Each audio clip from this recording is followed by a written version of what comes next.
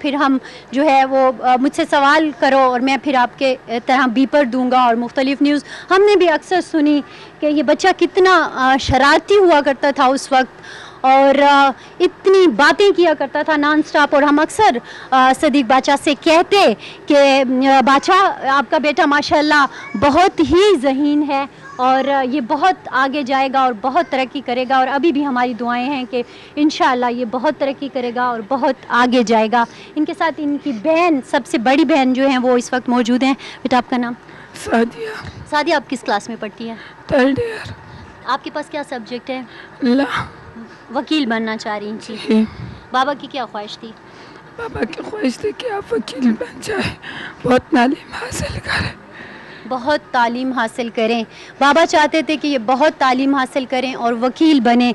यकीनन इन सब बच्चियों की बातें जो हैं वो नाजरीन सुन रहे होंगे कि किस तरह सदीक बाचा को तालीम की ख्वाहिश थी। सदीक बाचा की एक बड़ी अच्छी खूबी ये थी कि वो जब भी उनसे कुछ कहा जाता था तो वो इनकार नहीं करते थे। मैं बहुत सारे लोगों से जब यहाँ मैदान आती और मिलती तो उनका कहना होता था कि सदीक बाचा एक ऐसी हस्ती हैं कि जिनके पास नामुमकिन का लफ्ज़ नहीं है। उनको हम कोई भी काम कहें, कुछ भी कहें तो वो मुमकिन हो जाता है।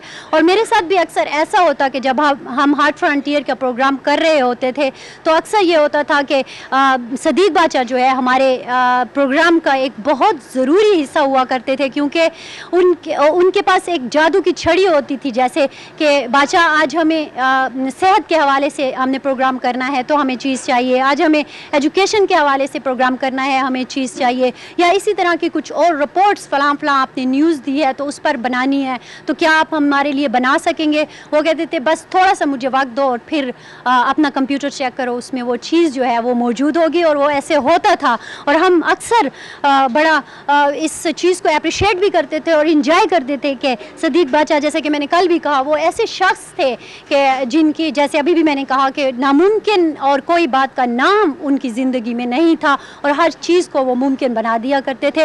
यकीनन कल से नाजरीन देख रहे होंगे कि हम क्लिप्स की सूरत में उनके वो वीडियो बीपर प्ले कर रहे हैं और यकीनन उनके इन 4 साल जो कि वो आज से वाबस्ता रहे उसमें भी उन्होंने देखा कि किस तरह सदीक बाचा ने आज टीवी पर परफॉर्म किया। हमेशा अगर हम सूबा सरहद के डिस्ट्रिक्ट के हवाले से कंपैरिजन करें तो यकीनन हर हमारा करस्पॉन्डेंट अपनी जगह बहुत इंपॉर्टेंट था, लेकिन जब हम सदीक बाचा की परफॉर्मेंस देखते हैं, उनकी शख्सियत देखते हैं, उनकी न्यूज़ गैदरिंग का तरीका देखते थे और फिर प्रेजेंटेशन देखते थे तो वो हमें सबसे अहम और सबसे ऊपर नज़र आते थे और यकीनन उन पर बहुत हम लोग भरोसा भी करते थे और उन्होंने कभी भी हमारे भरोसे को ख़त्म नहीं होने दिया। उनकी ये फैमिली आज हमारे साथ मौजूद है।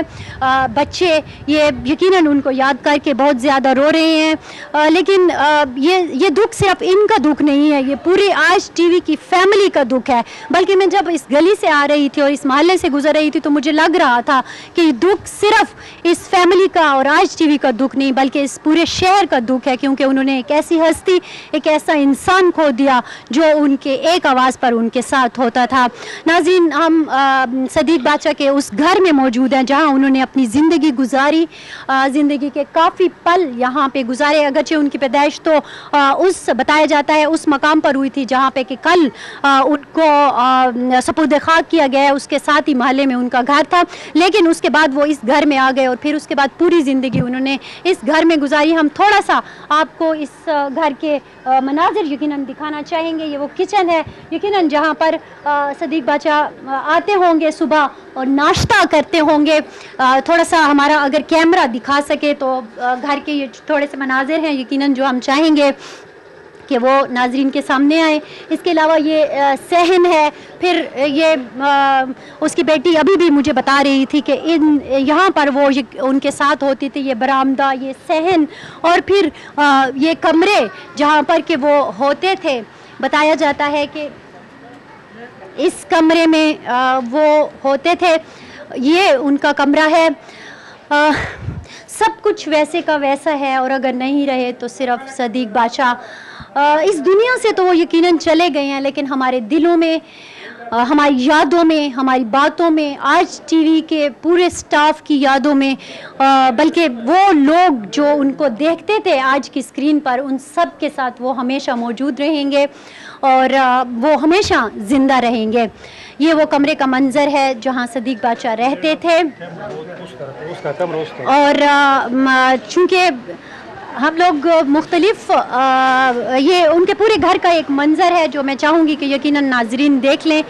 अगरचे इस घर में अभी वो खुशियाँ मुझे नज़र नहीं आ रही, वो चहकती हुई आवाज़ नज़र नहीं आ रही जो इस घर का एक खासा हुआ करती थी, सदीक बादशाह की आवाज़, कि जैसे ही वो घर में दाखिल होते तो पता चल जाता था कि सदीक बादशाह जो हैं वो घर में दाखिल हो गए हैं। मुझे उनकी मिसेज़ बता रही थी कि वो इतने ज़्यादा मसरूफ़ होते थे अपने काम में कि हमारे लिए उनके पास जो भी वक्त बचता था तो वो पूरी कोशिश करते थे कि जल्दी से अपने घर पहुँचे। ये उनके घर का एक और कमरा, और बताया जाता है कि ये भी उनका जो है रिहाइश के लिए वो इस्तेमाल करते थे। हम इस कमरे को जब देखते हैं, इन चीज़ों को जब देखते हैं तो उनकी हर एक चीज़ से बादशाह की खुशबू आती है, बादशाह की बातों की जो है आवाज़ हमें अभी भी उनके इस घर के बाज़गश है वो सुनाई दे रही है।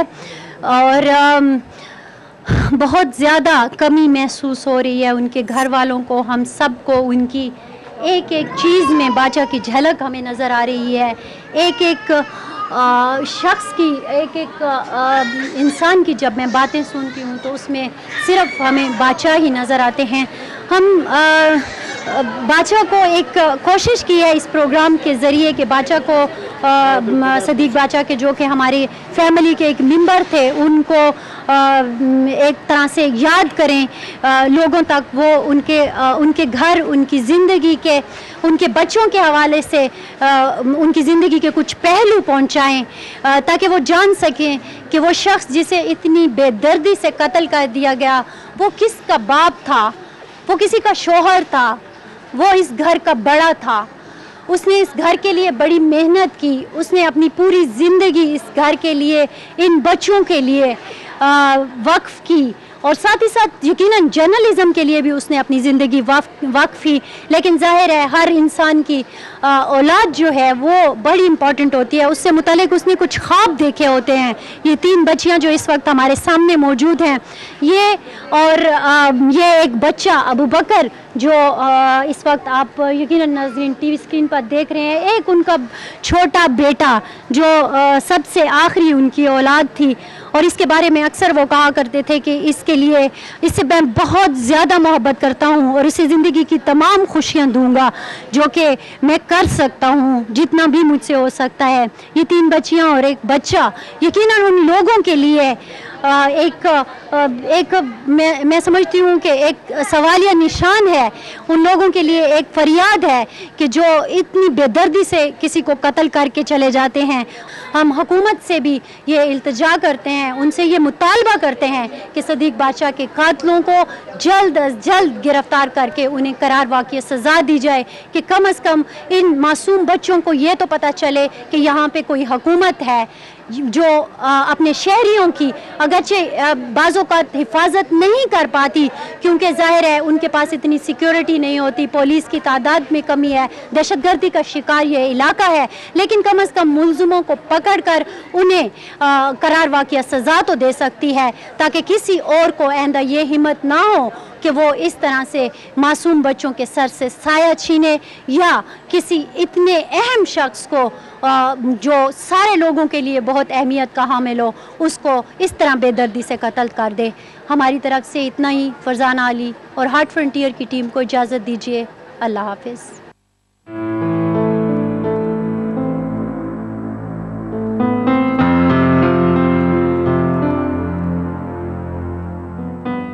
सदीक बादशाह आज हम में नहीं है। सवात ऑपरेशन के दौरान मेरी उनसे शायद मुलाकात 2 से 3 बार ही हुई हो, लेकिन अगर आज भी मैं उनको याद रखूँगी तो उसकी वजह थी उनका इखलाक। सदीक बादशाह का मुझे फ़ोन पर बात करते हुए फ़रीद भाई कहकर मुखातिब करना मुझे ज़िंदगी भर याद रहेगा।